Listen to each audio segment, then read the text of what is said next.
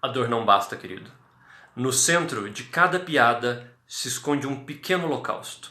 Por exemplo, o primeiro ladrão pregado na cruz geme. O segundo lhe pergunta: dói muito? O primeiro responde: só quando eu rio. Só a cabecinha. Episódio 17. Mein Kampf, de George Tabori.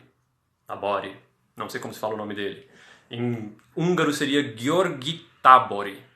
Ele é húngaro, o autor da peça.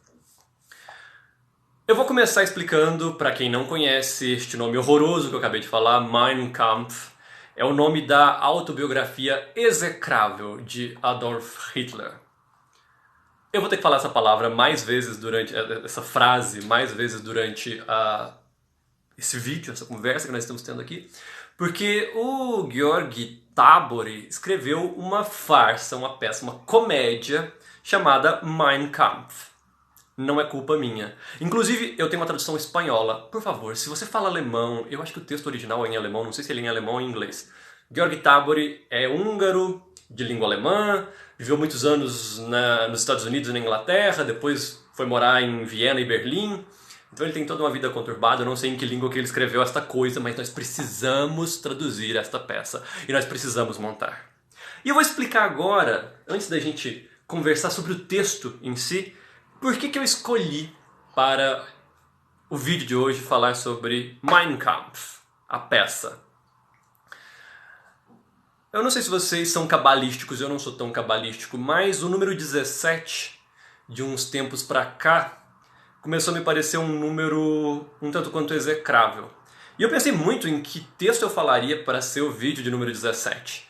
Eu pensei em falar sobre a Casa de Bernarda Alba, porque se você quer falar sobre autoritarismo, Casa de Bernarda Alba, chuchu. Eu pensei em falar sobre Roque Santeiro. Para quem não sabe, Roque Santeiro, além de uma novela, é um texto de teatro do Dias Gomes. E se você quer falar de um mito falso construído por interesses políticos e econômicos, Roque Santeiro. Mas aí eu me lembrei que eu tinha esse texto, eu tinha essa peça guardada na minha estante, chamada Mein Kampf, a farsa. O tradutor espanhol traduziu por Mein Kampf, a farsa. E agora vamos falar do texto do George Tabori, ou György Tabori, sei lá. Não falo húngaro, eu não falo húngaro. Se você fala húngaro, comente aqui embaixo como eu deveria falar este nome. O texto se passa em 1910, quando um jovem pintor de aquarelas chamado Adolf Hitler vai para Viena tentar seguir uma carreira de pintor na Academia de Belas Artes. Eu sei que isso não parece texto para uma comédia, mas é uma comédia maravilhosa, porque a peça começa com duas personagens. Eu vou ter que ler os nomes porque são nomes judios, são nomes judaicos da Askenazi, dos judeus da Alemanha. Então, o Herzl e o Lobkowitz começam a peça. É um duo cômico muito doido, porque o Lobkowitz, bastante doido, inclusive, o Lobkowitz, ele acha que ele é Deus. E ele obriga o Herzl a tratá-lo como se ele fosse Deus. E você percebe já que o Herzl se entrega às coisas mais doidas por causa disso. Ele aceita ser espancado por esse Deus, que ele sabe que não é Deus. Ele sabe, mas ele aceita. Enfim, estes dois personagens estão conversando quando aparece esse jovem pintor chamado Hitler e começa a falar, e ele fala aos borbotões e é uma coisa louquíssima. É uma cena engraçada porque parece o Hitler contando que a mãe dele deu educação para ele, como por exemplo, sempre lavar as mãos depois que ele urina, mas num estilo grandiloquente e doido daqueles discursos nojentos dos nazifascistas. E a peça inteira tem um subtom, ela tem uma trama aqui por baixo mostrando as ideias do Hitler o tempo inteiro.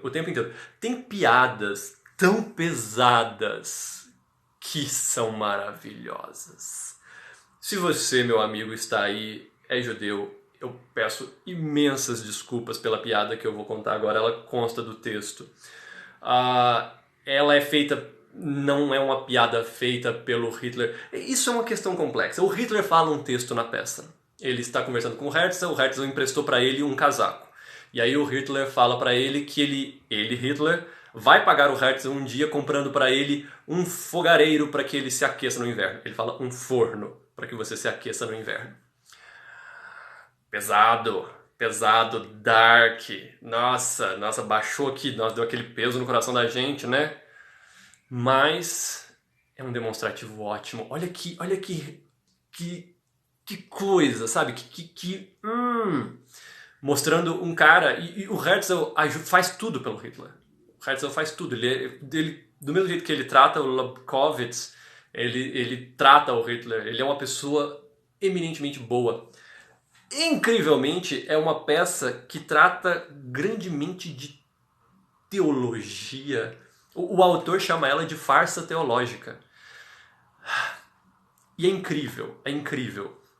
Porque por meio de uma comédia de tons muito pesados, de tons muito horrendos, o Georg Tabori consegue mostrar a construção do pensamento nazifascista, o nojo, o horror e a condição humílima, a condição, o peso de alma que o Herzl carrega. Ele tem monólogos lindos, é uma coisa maravilhosa. E é uma farsa. No meio da história aparece a morte, como morte mesmo.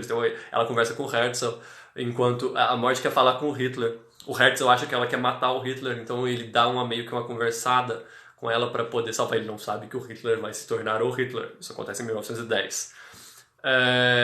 Enquanto o Hitler tá cagando no banheiro. Então, sabe, eles diminuem muito a figura. A figura do Hitler ela é rebaixada o tempo inteiro. Ele é mostrado como um idiota, como cruel, como egocêntrico, como baixo, como burro, como tudo que um nazi fascista deve ser mostrado. E como a gente deve enxergar o fascismo. E ele mostra, através dessa peça, uma vivência tão bonita. Herzl é um personagem tão bonito, tão rico, e no meio da história aparece uma personagem que vai ser conivente com algumas ações do Hitler, que depois ela é destroçada por ele, ela é jogada para escanteio por ele. Então, nós temos todo o jogo dos fascistas mostrados dentro de uma farsa pesada. Para você, se você é uma pessoa sensível, de coração sensível, ela é uma farsa pesada, mas eminentemente bonita. Alguns trechos são de uma poesia, de uma riqueza. Eu queria que todo mundo lesse essa peça. Vejam, por favor, a primeira frase que eu falei é uma das partes do texto. E que frase bonita! Você imaginar os dois ladrões que ladeavam Cristo, e enquanto um geme de dor, o outro interessado, o outro condoído, pergunta se a dor está insuportável, e aí ele responde. E essa é para mim uma verdade que ultrapassa as possibilidades humanas, sabe? O cara lá, crucificado, morrendo de dor, ele responde que dói só quando eu rio.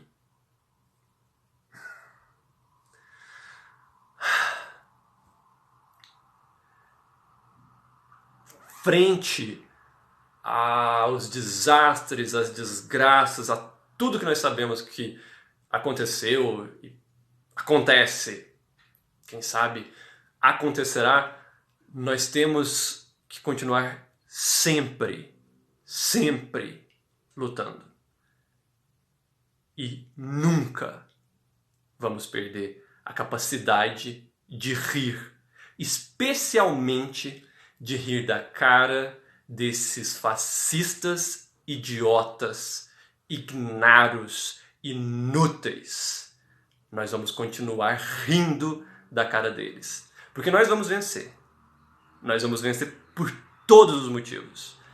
Nós vamos vencer e vamos continuar rindo.